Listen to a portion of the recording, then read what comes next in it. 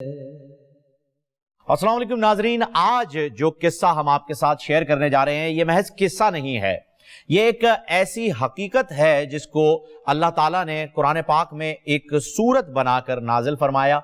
ये हजरत यूसुफ अलैहिस्सलाम के बारे में है। जी हाँ नाजरीन, हजरत यूसुफ अलैहिस्सलाम जिनके वालिद हजरत याकूब अलैहिस्सलाम भी अल्लाह ताला के भेजे हुए नबी थे और फिर बाद में हजरत यूसुफ अलैहिस्सलाम पर भी नबूवत का नुज़ूल हुआ।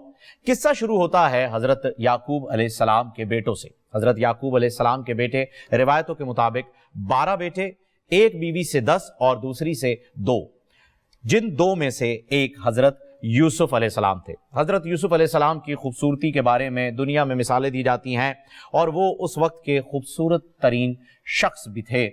हुस्न यूसुफ के नाम से इस चीज़ को बयान किया जाता है। इस वजह से और शायद नबूवत का नुज़ूल होने वाला है, लोगों को ये लगता था, दीगर बच्चों को ये लगता था कि शायद खूबसूरती की वजह से हजरत याकूब अलैहिस्सलाम हजरत यूसुफ अलैहिस्सलाम को इतना ज़्यादा चाहते हैं, सबसे ज़्यादा चाहते हैं, जबकि दर हकीकत हजरत याकूब अलैहिस्सलाम को इस हकीकत से यकीनन वाकिफ करवा दिया गया था कि आगे चल के हजरत यूसुफ अलैहिस्सलाम ही नबी होंगे। इस निस्बत से वो ज्यादा प्यार करते थे। बहरहाल भाइयों को यह लगा कि अब बाप बेटे के दरमियान दूरी किस तरह से पैदा की जाए, तो उन्होंने कत्ल का इरादा किया हजरत यूसुफ अलैहिस्सलाम के। जबकि उन 10 भाइयों में से जो सबसे बड़े भाई उस वक्त था, जिसका नाम यहूदा आता है तारीख में, उसने कहा कि नहीं, कत्ल नहीं करते, कहीं दूर छोड़ आते हैं, क्योंकि है तो भाई हमारा ही, भले दूसरी मां से है। यह तय पाने के बाद ये सारे भाई हजरत याकूब अलैहिस्सलाम की खिदमत में पहुंचे और अर्ज की कि हम शिकार पर जा रहे हैं और आप हमारे साथ यूसुफ को कभी नहीं भेजते, हम चाहते हैं कि आज आप हमारे साथ यूसुफ को भी भेजें। हजरत याकूब अलैहिस्सलाम ने पहले तो इनकार किया, लेकिन बेहद इसरार करने पर उन्होंने ये वादा लिया कि तुम अपने भाई का बहुत ज्यादा ख्याल रखोगे। जाहिर सी बात है, अल्लाह ताला के नबी हैं, जानते हैं कि वो दिल में क्या इरादा रखते हैं, नीयत क्या है भाइयों की, वो यूसुफ से कितना ज्यादा जो है वो हसद रखते हैं, कितनी हसद रखते हैं, ये जानते थे। इसलिए पहले अहद लिया कि तुम इसकी हिफाजत करोगे और फिर भाइयों के साथ भेजा। लेकिन भाइयों का इरादा क्या था? भाइयों का इरादा यह था कि हजरत यूसुफ अलैहिस्सलाम को वापस हजरत याकूब अलैहिस्सलाम से कभी ना मिलवाया जाए। इस गर्ज से उन सब भाइयों ने मिलकर हजरत यूसुफ अलैहिस्सलाम को एक कुएं में फेंक दिया। उस कुएं में फेंके जाने के बाद वो लोग वापस लौट गए और हजरत यूसुफ अलैहिस्सलाम की कमीज, कुर्ता जिसे कहा जाता है, वो लेकर हजरत याकूब अलैहिस्सलाम की खिदमत में हाजिर हुए।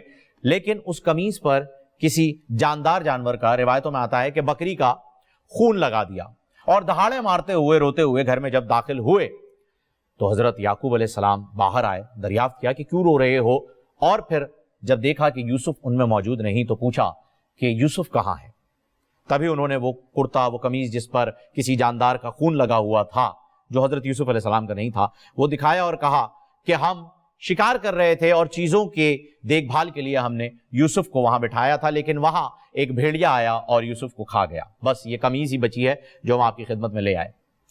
हजरत याकूब अलैहिस्सलाम बहुत मोहब्बत करते थे हजरत यूसुफ अलैहिस्सलाम से। वो ये सदमा बर्दाश्त नहीं कर पाए और दिन रात कसरत से रोते रहे, अपनी आंखों से आंसू बहाते रहे और शिद्दत आंसुओं की इतनी थी कि आपकी बीनाई कमजोर हो गई, हद निगाह तक आप देख नहीं पाते थे। एक ऐसी लिमिटेड हद हो गई थी जिसकी वजह से आप देख नहीं पाते थे। आज की दुनिया में उसे आप मोतिया भी कह सकते हैं या कुछ भी कह सकते हैं। आपकी बीनाई कमजोर हो गई रोने की शिद्दत की वजह से। अब वापस आ जाते हैं कुएं की जानिब, जहां पर हजरत यूसुफ अलैहिस्सलाम को छोड़ दिया गया है।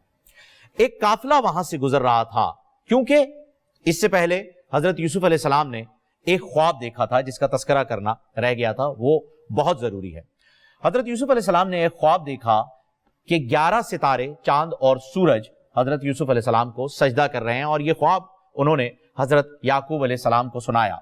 तो हजरत याकूब अलैहिस्सलाम ने फरमाया, प्यारे बेटे खबरदार, तुम अपना यह ख्वाब अपने भाइयों से मत बयान करना, वरना वो लोग जज्बा हसद में तुम्हारे खिलाफ कोई चाल चल देंगे।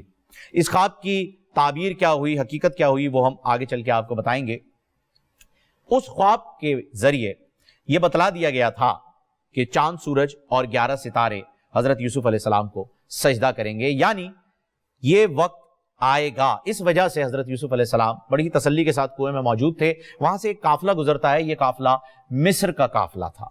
جب وہ قافلہ گزرتا ہے تو دیکھتا ہے پانی کی غرض سے جب وہ کنویں کی جانب جاتے ہیں تو ایک بالٹی جب اوپر اٹھا رہے ہوتے ہیں تو ایک بچہ بھی جو ہے وہ اس بالٹی کے ساتھ اوپر آ جاتا ہے. وہ دیکھتے ہیں بڑا ہی خوبصورت بچہ ہے, اور اس غرض سے کہ اسے کسی کو غلام کی حیثیت سے بیچ دیں گے بازار مصر میں, وہ لے جاتے ہیں اور پھر بازار مصر میں یوسف علیہ السلام بکے اس طرح سے.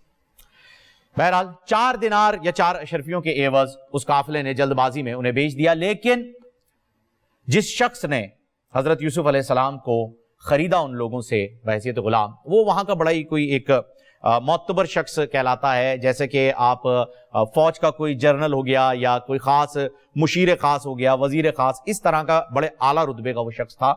اس کے بارے میں ہم تذکرہ بعد میں کریں گے. اس کی بیوی بھی ایک ہے جس کا زلیخا نام روایتوں میں آتا ہے, اور اس بیوی کا بھی ایک بڑا ہی طویل قصہ ہے, وہ بھی ہم آج اس میں شامل نہیں کر رہے. آج ہم حضرت یوسف علیہ السلام کے بھائیوں سے جو تعلقات تھے اس پر بات کریں گے. بہرحال اس گھر میں رہے, پھر قید میں جو ہے وہ ڈال دیا گیا. اس رئیس کی بیوی کی وجہ سے اس نے ایک تہمت لگا دی تھی.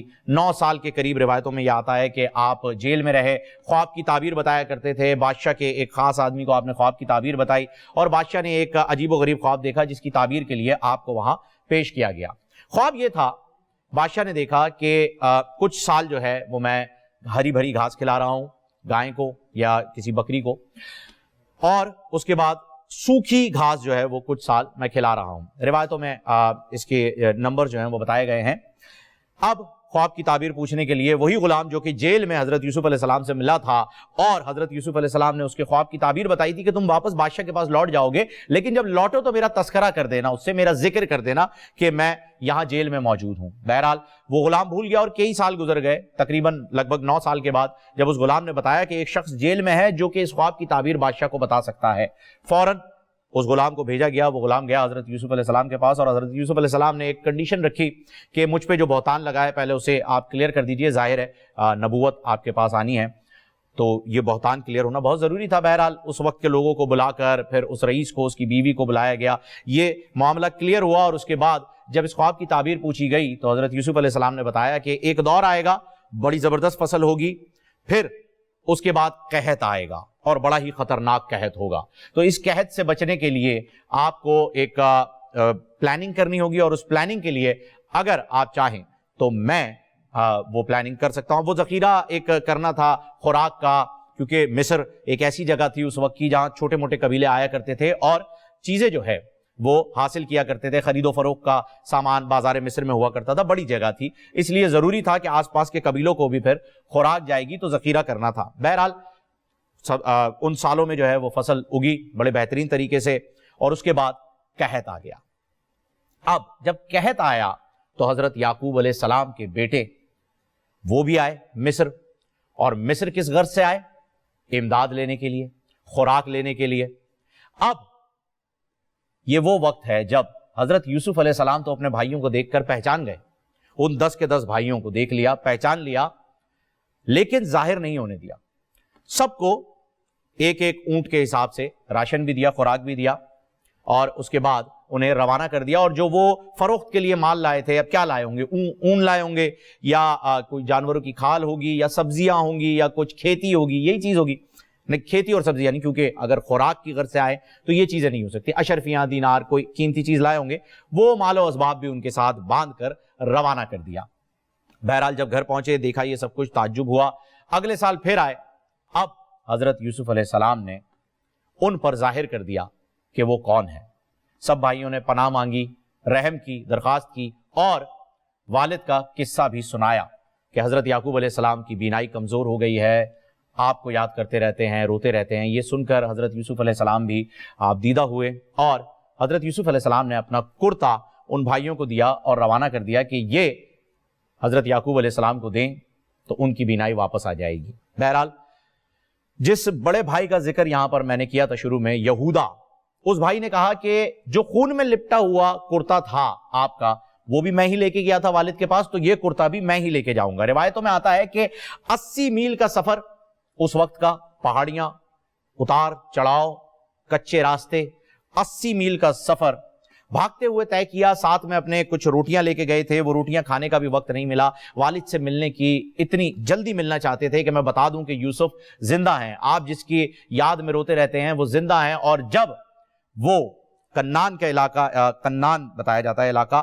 اپنا جو ان کا آبائی علاقہ تھا جہاں حضرت یعقوب علیہ السلام تھے، جب وہ اس علاقے میں داخل ہوئے تو حضرت یعقوب علیہ السلام نے عرض کی کہ مجھے یوسف کی خوشبو آ رہی ہے. یہ اپنے پوتا پوتیوں سے انہوں نے عرض کیا کہ مجھے یوسف کی خوشبو آ رہی ہے، اگر تم مجھے ناسمجھ نہ جانو تو. کیونکہ ہر وقت جو ہے وہ تذکرہ کرتے رہتے تھے، یاد میں روتے رہتے تھے، تو گھر والے بھی تھوڑا سا یہ کہتے تھے کہ آپ ہر وقت جو ہے وہ بس یوسف کو یاد کرتے رہتے ہیں. پوتا پوتیوں نے بھی یہ اختلاف کیا کہ آپ تو ہر وقت بس یوسف کا ہی تذکرہ کرتے رہتے ہیں. پھر جب یہودا گھر میں داخل ہوئے اور انہوں نے وہ کرتا آپ کے چہرے پر رکھا، آپ کی بینائی واپس آ گئی. آپ کی بینائی واپس آ گئی اور آپ، کیونکہ آپ بھی نبی تھے، آپ جانتے تھے کہ آپ نے ملنا ہے. اور پھر آپ اپنے بیٹے کے ساتھ مصر کی جانب روانہ ہوئے. وہاں آپ نے دیکھا کہ حضرت یوسف علیہ السلام اس وقت پورے علاقے میں خوراک تقسیم کر رہے ہیں. اور کیا شان سے آپ کی سواری جو ہے وہ داخل ہوتی ہے حضرت یوسف علیہ السلام کے پاس. حضرت یوسف علیہ السلام اس موقع پر جا کر حضرت یعقوب علیہ السلام سے ایک بار پھر ملاقات کرتے ہیں، اور وہ خواب جو 11 ستارے، ایک چاند اور ایک سورج کا تھا، وہ اس مصر کی وادی میں مکمل ہوتا ہے جب سارے بھائی حضرت یوسف علیہ السلام کے سامنے سجدے میں آ گئے. کیونکہ اس وقت یہ روایت تھی، جو بھی معتبر شخص ہوتا تھا، جو بھی اعلیٰ مقام پر ہوتا تھا، تو اس وقت کی قومیں سجدہ کیا کرتی تھی. تو یہ وہ 11 ستارے تھے جو سجدے میں آئے. جی ناظرین، یہ تھا قصہ یوسف علیہ السلام. لیکن یہاں پر جیسا کہ میں نے آپ کو بتایا کہ ایک بہت ہی اہم پہلو اس قصے کا رہ گیا ہے، جو کہ مصر میں موجود جب ان کے ساتھ جو بھی کچھ ہوا اس رئیس کے گھر میں، اور وہ جو زلیخا نامی عورت ہے اس کے ساتھ جو بھی واقعہ پیش آیا وہ رہ گیا. وہ آنے والے دنوں میں انشاءاللہ اس کا تذکرہ بھی آپ کے ساتھ کریں.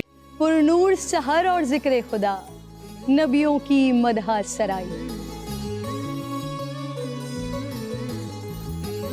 پیغام سنا اے باد صبا، پر کیف ساتھ آئی. پوشیدہ ہے ایمان کی راہ اللہ کی کتاب مقدس میں.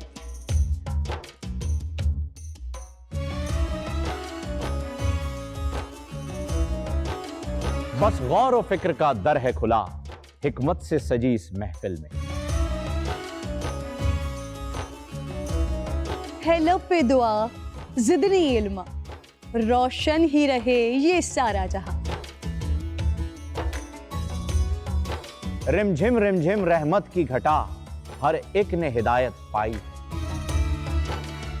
نعمت اور برکت سے سجا افطار و سحر کا دسترخوان. ننھے پھولوں نے مل کے کہا آج روزہ کشائی ہے. رمضان المبارک کی خصوصی نشریات رمضان میں بول.